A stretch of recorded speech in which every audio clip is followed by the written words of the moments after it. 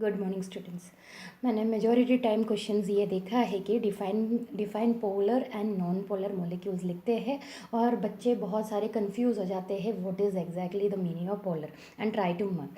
But dear students, first try कीजिए polar and non polar molecules क्या है। Poles means आप जैसे अभी हमारे अर्थ के पोल्स कौन से हैं, नॉर्थ एंड साउथ।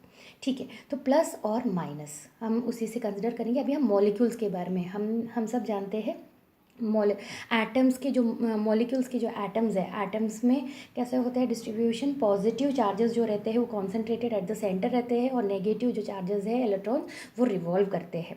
तो बेस्ड ऑन दिस अभी हमारा polar molecules are divided into दो ग्रुप्स। एक है पोलर मॉलिक्यूल्स जिसमें पोल्स है एंड नॉन पोलर मॉलिक्यूल्स। तो पोलर मॉलिक्यूल का जो रहता है ये ऐसा बनाया जाता है positive and negative, positive and negative. In polar molecules centre of gravity of positive charge जो रहता है, पॉजिटिव चार्ज नेगेटिव चार्ज को कोइंसाइड नहीं करता है। Very important. पोलर जो मॉलिक्यूल्स है उसके सेंटर ऑफ ग्रेविटी जो है प्लस और जो माइनस जो है वो पोल्स को दोनों positive charge and negative charge वो दोनों कोइंसाइड नहीं करते। तो जब कोइंसाइड जब होता नहीं है तो नेट डाइपोल मोमेंट जो रहेगा वो भी ज़ीरो नहीं होगा। अगर हमने उसका डाइपोल मोमेंट कैलकुलेट किया तो उसका जो नेट डाइपोल मोमेंट रहेगा वो भी ज़ीरो नहीं रहेगा। और क्या बोलते हैं इसके एग्जांपल्स अगर अब देखा जाए तो HCl molecules, NH3 molecules etcetera है। और इलेक्ट्रिक फील्ड अगर मैंने इस मॉलिक्यूल्स को अप्लाई किया, HCl मॉलिक्यूल को मैंने ले लिया और मैंने नहीं, अगर मैंने इलेक्ट्रिक फील्ड अप्लाई नहीं किया तो वो जो इलेक्ट्रिक है वो रैंडमली ओरिएंटेड रहेंगे, वो अपनी मर्जी से कौन सी भी डायरेक्शन में ओरिएंटेड रहेंगे। बट जैसे ही मैं इलेक्ट्रिक फील्ड इस पर अप्लाई करती हूँ तो क्या होता है, जो तो मोमेंट ऑफ पोलर मॉलिक्यूल्स रहते हैं वो फील्ड के डायरेक्शन में अपने आप को अलाइन करते हैं।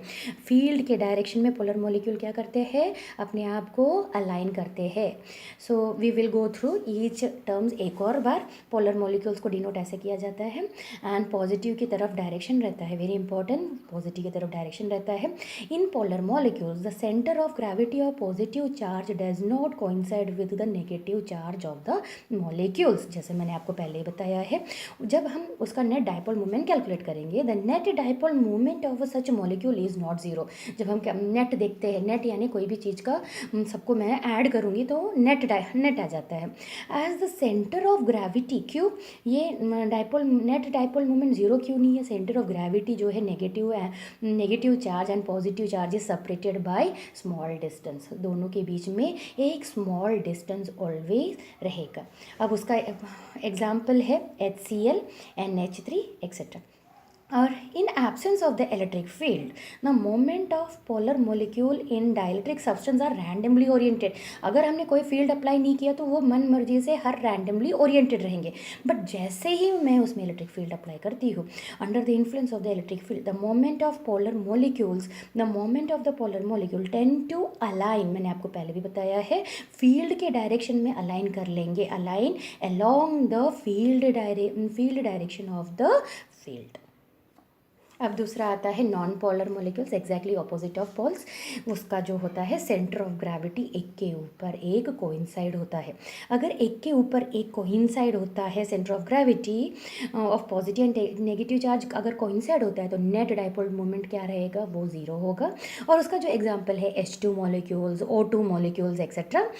और and when non polar molecules को हम इलेक्ट्रिक फील्ड में जब अप्लाई रखते हैं, नॉन पोलर इसको अगर मैंने इलेक्ट्रिक फील्ड अप्लाई किया तो क्या होगा, ये जो पॉजिटिव चार्ज है वो फील्ड के डायरेक्शन में जाएगा। अगर मेरा फील्ड का डायरेक्शन अगर ऐसा है तो ये पॉजिटिव चार्ज जो ग्रेविटी रहेगा वो जाएगा फील्ड के डायरेक्शन में और नेगेटिव चार्ज जाएगा अगेंस्ट द फील्ड डायरेक्शन। ये एक बहुत बड़ा इंपॉर्टेंट ये है। ये पॉजिटिव क्या करेगा, ये फील्ड के डायरेक्शन में जाएगा एंड नेगेटिव जो रहेगा वो फील्ड के अगेंस्ट में जाएगा।